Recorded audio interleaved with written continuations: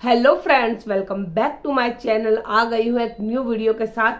काफ़ी दिन हो जाते हैं मुझे वीडियो में, क्योंकि बच्चों के एग्ज़ाम चल रहे थे, लेकिन अब जाकर बच्चों के एग्ज़ाम ख़त्म हो गए हैं और थोड़ा सा रिलीफ मिला है। तो आज हम बात करेंगे, आपने थंबनेल देखा होगा कि किस टॉपिक पर हम बात करने वाले हैं, क्योंकि काफ़ी लोगों के सवाल होते हैं कि मैम हमें भी इंग्लिश नहीं आती या मैं भी हिंदी मीडियम से पढ़ी हुई हूँ, मैं क्या करूँ। तो आज हम इसी में बात करते हैं, लेकिन उससे पहले अगर आप मेरे चैनल पर नए हैं तो प्लीज़ वीडियो को लाइक, शेयर और चैनल को सब्सक्राइब जरूर कर लें। तो क्या आपको इंग्लिश बोलने में हेजिटेशन होती है, या आप किसी के सामने इंग्लिश बोलने से घबराते हैं, या आप एक दो सेंटेंस जो डेली यूज बोलते हैं लेकिन अगर किसी के सामने बोलना पड़ जाए तो हम थोड़ा सा अटक जाते हैं, मतलब वही वर्ड हमारे लिए बहुत ज़्यादा डिफिकल्ट हो जाता है, हमसे बोला ही नहीं जाता। अगर बाई चांस हम अटक गए फिर वो वर्ड हमें बोलने में बहुत प्रॉब्लम होती है। तो आपको इस बात का ही ध्यान रखना है कि आपको घबराना नहीं है, ठीक है। हेजिटेशन जब तक हम खुद दूर नहीं करेंगे, सामने वाला कुछ नहीं कर सकता। चाहे हम कितनी भी इंग्लिश क्लास ले लें, स्पीकिंग कोर्स कर लें, लेकिन हमें अब खुद को सीखना पड़ेगा और खुद की अपनी हेजिटेशन खुद को दूर करनी पड़ेगी। हमें अगर हम चाहते हैं कि हम सबके सामने इंग्लिश बोले तो हमें डेली यूज में इंग्लिश का यूज करना ही पड़ेगा, ठीक है। कैसे करेंगे आप? कि आप जो भी आपसे कोई क्वेश्चन पूछ रहा है या आपको किसी से कुछ पूछना है या कुछ बात करनी है, तो आप हिंदी में बोलकर उसका इंग्लिश का ट्रांसलेशन करने की बजाय डायरेक्ट उसको इंग्लिश में ही बोलिए। क्या होगा?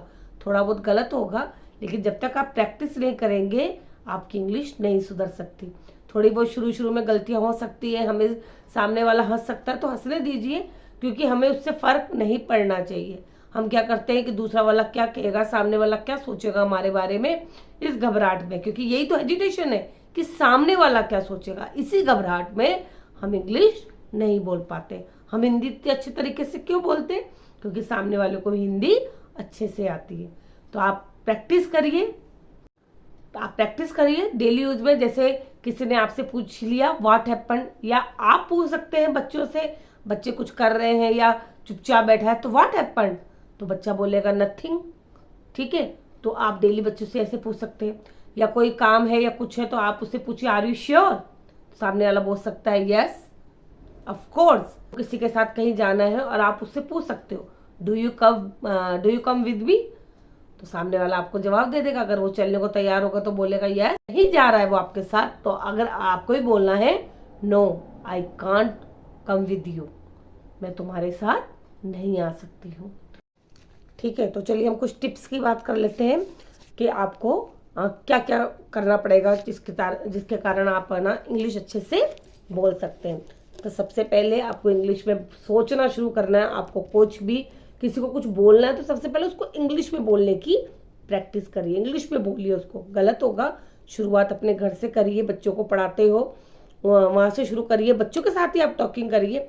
बच्चे तो आपको टोकेंगे नहीं कि मम्मी आपने गलत बोला है, अगर छोटे बच्चे हैं तो, ठीक है। तो आप उनके साथ प्रैक्टिस करिए, गलतियों से कभी ना डरें, ठीक है। अगर आप गलती नहीं करेंगे तो आप सीखेंगे कैसे? गलतियों से ही इंसान सीखता है। तो आप कभी भी गलतियों से घबराए नहीं। कुछ गलत हो जाता है और कोई आपको टोक भी देता है कि आपने गलत बोला है, तो उससे आप हताश मत होइए, उससे बल्कि सीखिए। थर्ड है सुनने और बोलने का अभ्यास करें। आप मूवीज देखिए, आप सॉन्ग सुनिए और आपस में बातचीत करने की प्रैक्टिस करें। तो इस तरह से आप कुछ ना कुछ नया ही सीखेंगे, आपका नुकसान कुछ नहीं होगा। कॉन्फिडेंस रखिए, अपने ऊपर कॉन्फिडेंस रखेंगे, नहीं मैं कर सकता हूँ, मैं कर सकती हूँ, मुझे ये सब आता है और मुझे आगे बढ़ना है, इसके लिए मुझे ये सब कुछ सीखना है। तो कॉन्फिडेंस रखेंगे, उससे आप बहुत ज़्यादा अच्छा कर पाएंगे। हम क्या करते हैं, जैसे कॉन्फिडेंस लूज होता है हमारा कोई इंटरव्यू है या हमें किसी से बात करनी है, या हम बच्चे के पीटीएम में भी गए, मैम ने इंग्लिश में बात करी और हम वहीं नर्वस हो जाते हैं। इससे क्या होता है, सामने वाले को हमारे चेहरे पे दिख जाता है तो वो हम पर हावी होता है और ज़्यादा इंग्लिश में बात करेगा अपना इंप्रेशन जमाने के लिए। तो ऐसा नहीं करना है, आपको अपना कॉन्फिडेंस रखना है। अगर वो आपसे इंग्लिश में बात कर रहा है तो आप भी जवाब देने की हिम्मत रखिए। और जो भी आप बोल रहे हैं, हिंदी या इंग्लिश, अगर हिंदी भी बोल रहे हैं कुछ वर्ड्स यूज़ करिए इंग्लिश के, लेकिन जो भी यूज़ कर रहे हैं कॉन्फिडेंटली बोलिए। इसके बाद है ग्रामर और प्रोनाउंसिएशन का आपको ध्यान रखना है कि किस वर्ड को किस तरह से बोलना है, इसका भी आपको थोड़ा ध्यान रखना पड़ेगा। जो भी बात करें स्माइलिंग फेस के साथ करें, इसका बहुत प्रभाव पड़ता है। आप हमेशा खुश रहेंगे, स्माइल करेंगे, तो आप जो भी बोलेंगे वो बहुत अच्छा सामने वाले पर प्रभाव पड़ेगा उसका। कभी भी नर्वस ना दिखे, अपने आप पर शांत रखें, कूल रखें अपने मन को, और दिमाग को भी एकदम शांत रखें, और कभी भी नर्वस ना दिखे। हम नर्वस में क्या करते हैं कि हम घबरा रहे हैं, नाखून जमाने लग गए, या हाथ अपने दबा रहे हैं, उंगलियां फिंगर अपने पॉइंट आउट को अच्छे से ऐसे दबा रहे हैं और घबरा रहे हैं।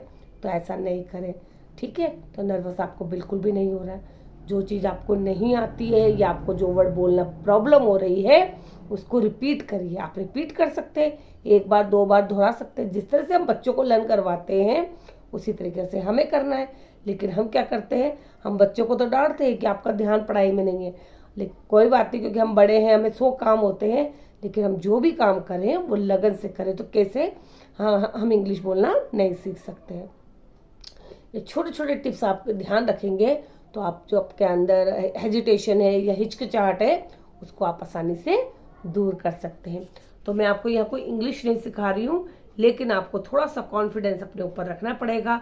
इसके अलावा आप थोड़ी सी क्लासेस कर सकते हैं कि देखिए हमको इंग्लिश के वर्ड आते हैं, हमको सब कुछ आता है किसको इंग्लिश में क्या कहते हैं, बस हमें कहाँ प्रॉब्लम आती है बोलने में। हमें नहीं समझ में आता कहाँ हमें वर्ब लगानी है, कहाँ हेल्पिंग वर्ब लगवानी है, वहीं तो हमें प्रॉब्लम होती है। तो आप डेली यूजेस में 5 या 10 सेंटेंस डेली सीखिए कि उसको इंग्लिश में किस तरह से बोला जाता है। जो आप डेली यूज में बात कर रहे हो ना, अपने हस्बैंड से बात करिए या बच्चों से बात करिए या बाहर बात कर रहे हो, तो आप डेली इस पर देखिए कि मैं डेली कौन सी लाइन डेली ऐसा बोलती हूँ, या डेली बच्चों के साथ में क्या पूछती हूँ कि आपने लंच फिनिश किया स्कूल में, आज स्कूल से आपको होमवर्क मिला है, आज आप पहले अपना वर्क करो उसके बाद खेलने जाएंगे। तो ये जो सेंटेंस आप डेली यूज में बच्चों से बात कर रहे हैं ना, उसको इंग्लिश में बोलने की प्रैक्टिस करिए, तो आप भी बहुत जल्दी सीख जाएंगे। वीडियो अच्छी लगे तो प्लीज़ वीडियो को लाइक, शेयर और चैनल को सब्सक्राइब जरूर कर लेना। Okay then, thank you, bye.